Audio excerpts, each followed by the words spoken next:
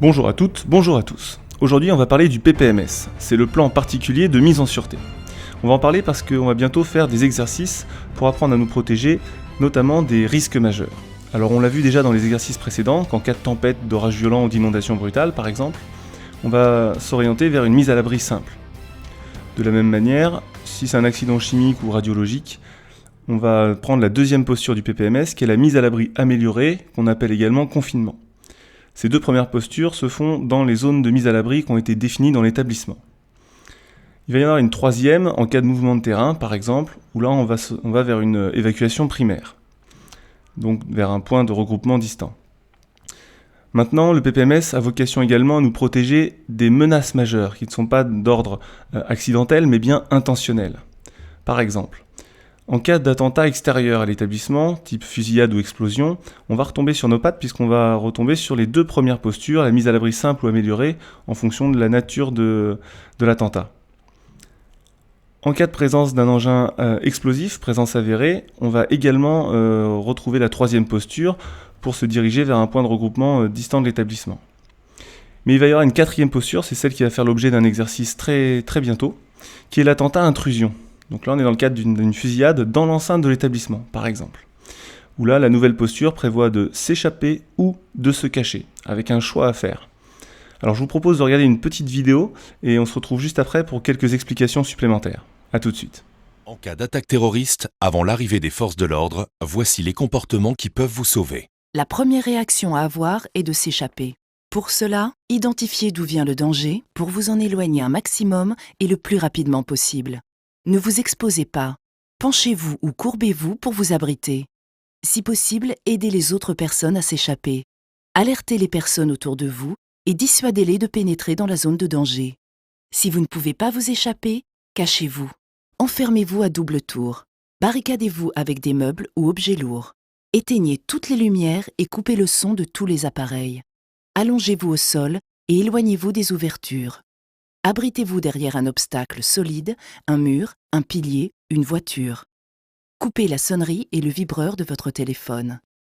Dès que vous êtes en sécurité, alertez les forces de l'ordre en appelant le 17 ou le 112 et obéissez-leur. Au téléphone, ne paniquez pas, précisez le lieu exact de l'attaque, le nombre et la description des assaillants, le type d'arme utilisée, le nombre estimé de victimes. Ces renseignements peuvent sauver de nombreuses vies. Si possible, aidez les blessés. Une fois les forces de l'ordre arrivées, ne courez en aucun cas dans leur direction. Gardez les mains levées, ouvertes et bien visibles sans faire de mouvements brusques. Si vous attendez les secours et les forces de l'ordre, et si vous êtes en sécurité, vous pouvez sauver des vies en réalisant les gestes d'urgence. S'il y a saignement, appuyez fortement dessus en utilisant si possible un linge propre, t-shirt, pull ou autre. Maintenez la pression sur la blessure jusqu'à ce que les secours prennent le relais. Si vous n'êtes pas encore en sécurité ou si la blessure saigne toujours abondamment, effectuez un garrot. Pour cela, faites un nœud coulissant à la racine du membre concerné à l'aide d'une écharpe, cravate ou ceinture. Dans tous les cas, aidez la personne à s'installer dans la position dans laquelle elle se sent le mieux. Si la plaie est sur le thorax, mettez-la en position assise ou semi-assise. Pour une plaie au ventre, en position allongée. Si la personne est inconsciente ou perd connaissance, tournez-la sur le côté comme si elle dormait en chien de fusil en position latérale de sécurité.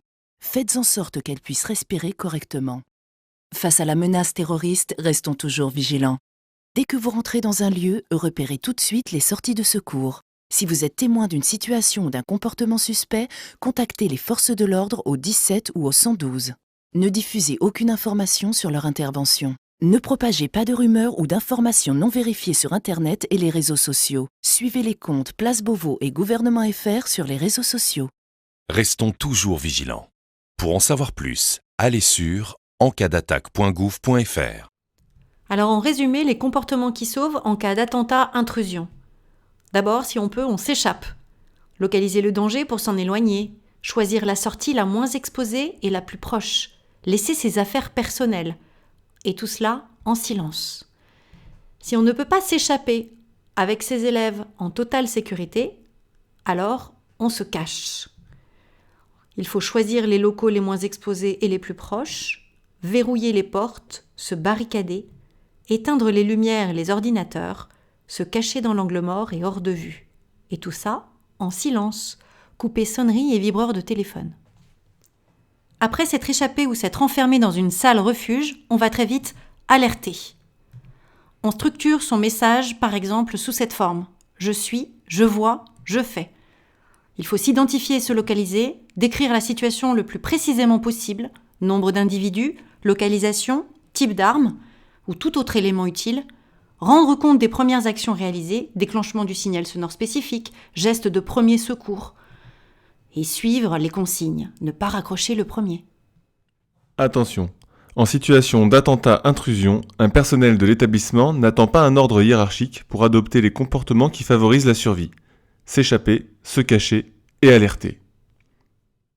De la même manière, au sein d'un établissement, la conduite ne sera pas forcément la même pour tous. Certains pourront peut-être s'échapper, d'autres devront se cacher. Comment appliquer ces consignes dans le contexte scolaire ? Dans mon école ? Mon collège ? Mon lycée ? Si j'ai des élèves ? On va regarder quelques exemples pour s'inspirer de ce qui se fait outre-Atlantique. Guys, so the math today, we were talking about the distributed property. Kelso Elementary. Kelso Elementary. Boys and girls, there's a bad guy in the computer lab. We need to run and escape the danger as quickly as possible. Go. Donc là, on voit que les élèves ont été parfaitement briefés, ils connaissent l'itinéraire à suivre. Certains même mettent le doigt sur la bouche pour montrer qu'il faut être silencieux. Alors évidemment, on va s'adapter à la population d'élèves qu'on a, mais l'idée c'est que voilà, ça se fait pas tout seul, ça mérite un entraînement, et c'est le pourquoi de l'exercice. Maintenant, on va voir la deuxième modalité qui est se cacher avec un exemple au Québec, à Montréal. Yes, all the time. 2 fois par année à l'école Pierre-Éliott Trudeau, le calme des cours est perturbé par un exercice pour préparer les élèves en cas d'intrusion d'un individu armé. Tous savent quoi faire. Les élèves se blottissent rapidement contre le mur pendant que l'enseignante ferme la porte et s'assure qu'elle est bien verrouillée. Il faut garder le silence pour éviter d'attirer l'attention du tireur. La directrice passe ensuite de classe en classe pour simuler la présence de l'intrus et vérifier si les portes sont verrouillées. Il est bon de faire pratiquer les enfants. La directrice supervise l'exécution du plan d'urgence qui existe dans toutes les écoles de la commission scolaire English Montréal. L'exercice dure 1 minute ou 2 à peine. Aujourd'hui, les élèves suivent les consignes à la lettre. Voilà, nous vous invitons à vous appuyer sur l'ensemble de ces documents, l'affiche « Réagir en cas d'attaque terroriste », le guide des bons réflexes Vigilance Attentat du Secrétariat général de la Défense et de la Sécurité nationale, la publication de l'ONS mise à jour en septembre 2016 sur les établissements d'enseignement face à l'événement majeur, la brochure Orsec sur le PPMS publiée par le ministère de l'Intérieur et ses partenaires. Toutes ces ressources sont disponibles sur le site de la DSDEN des Yvelines dans les pages risques majeurs et accessibles directement par un lien au bas de cette vidéo. Merci d'avoir vu cette vidéo et n'hésitez pas à la partager.